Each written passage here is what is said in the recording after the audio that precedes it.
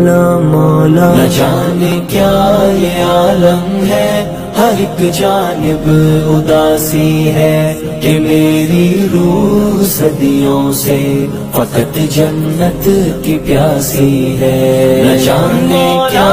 ये आलम है, हर एक जानिब मेरे अजीब सवाल मरगिरी खड़े थे वही हज ला पखर बांधे तलल यानी पखर बांधे स्वरली कवल संग दा खुडेर सुन्नत कार दे पखर सड़े स्वरली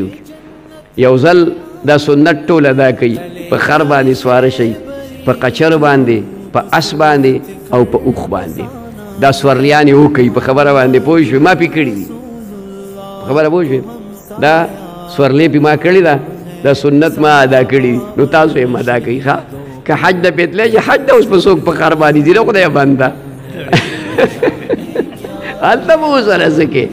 ख्याल के बराबर खो तले शीखा लकदा गदे द बांडो खलक राजी प खर दे राशि वे खर वापस उत खर दी वही ताल तो देगा कन खबर पोज नु स्वरली अरे उस द खर प जे बांधे नोरी स्वरली दी कन यारा मोटरसाइकिल दे मोटर दे ब्यादसी पसी जावर पसी बारा बारा बारा नु जास दे ख्याल के राजी नु मा ड्राइविंग को नु च ड्राइविंग में को नु मा चावी ची रजी तासु ड्राइविंग में को तासु ड्राइविंग में को इदल तामर करे नास्ते वेचे दा मोते दा ड्राइविंग खु सुन्नत ते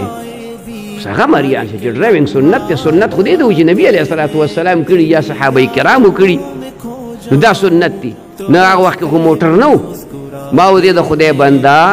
आग वक्त के खारो नु दा एफएक्स गाड़ियो ख्याल के मरासी ब्या दागे न पसी लग शांति वरबारश आल्टो तलाडशा नु दा कचरो खबर पोषवी ब्या अस्ता लाडशा नु दा पिजारो लैंड क्रूजरो खबर बांधे पोषवी वीगो दाशेओ ख्याल के मराजी ब्या दागे न पसी ब्या उखो नु उख च कम दियानु ब्या कमा गटा स्वरली दसमके दा गाओ उसको पके जाजम राख उस पर हवा बांधे मगी गर्दा नु मैं दा ड्राइविंग सुन्नत ते कोई पदे नियत बारी को ड्राइविंग सुन्नत ते नु ड्राइविंग को ही करेगा और स्वरली दा पटोल सीजन बन जायज दा मकरूह ना चाहे मकरूह ना सुन्नत था वो कहीं पे स्वरली का वो प्रेते न उसे ख्वार न शो लेकिन सुटोल जे गंदे बेख्वान दा बुंदी है जो को भी कवले शे मकर मग ख्वा जमींदारी कवला नु प खार बांधे वो पटीता डेरान वड़ो और द खावरा बाजार जी पर खार बाने वो खावरा बोरिया बम पे वाचे वाला पागे बम जे गंदे खावरा कोरता रावला गया बम पे रावला दाने बम पे मशीन तवले इजरान देता यौ तरफ तबल तरफ तब बार बमुतरले बोझई दा बोमड़ा तास को दा तालिबान को खुसूसन साबिका फुगार किलविशी भी दा पाडुसन खबर नहीं बहरहाल दा मरगरी तपोस कड़े रे چې د اولیاء په قبرونو باندې د جمعې په شپه شمې بلول جایز دي او که ناجایز دي بدعت دی حرام دي ناروا دي هغه تیل پې خرج کړه یا نورې شمې پې بلې د دې فایده څه ده فایده یې راته وښایه الحمد قل هو وایه هغه ته ثواب وبخه او دغه شمع او دغه تیل چې کوم بلې هغه پیسې راواله هغه صدقه که ثواب یې هغوی له وبخه اولیاءو نه د هېچ چا په قبر باندې دا بلول ناجایز دي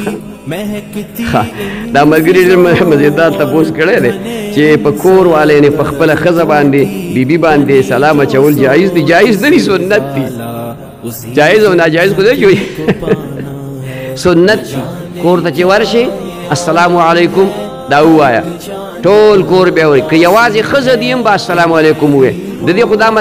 دا سنت د پیغمبر دی نبي علیه السلام به کور ته راغی او خصوصا چې د سفر نه به راغی نو د ټولو بیبیانو سره به میلاو شي د هرې بیبي کمرې ته به ځان له ورغې دا اوس چې کومه کمره کې نبي علیه السلام تشریف فرمالی دا د حضرت عایشې رضی الله تعالی عنها کمره وه او د دې نه مشرق طرف ته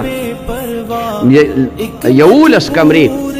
دا ټولې وي د هرې بیبي کمرې ته به نبي علیه السلام ورغې سلام به ووي او بیا به د هغې نه تپوس وکړو څه حاجت څه ضرورت څه تکلیف خو نشته دا نو کور ته ورتلل او سلام اچول دا سنت دي سړی به سلام اچوي خاوند به په ښځه سلام اچوي ښځه به په خاوند سلام اچوي بچي به په پلار سلام اچوي پلار به په بچو باندې سلام اچوي رور به په رور سلام اچوي نبي علیه السلام وایي افشو السلام سلام ډېر کوي دا محبت پیدا کوي نو چې کور ته ورشي نو السلام علیکم وایه مور دي خور دي ښځه دي هر څوک چې سلام وایه سلام سنت دی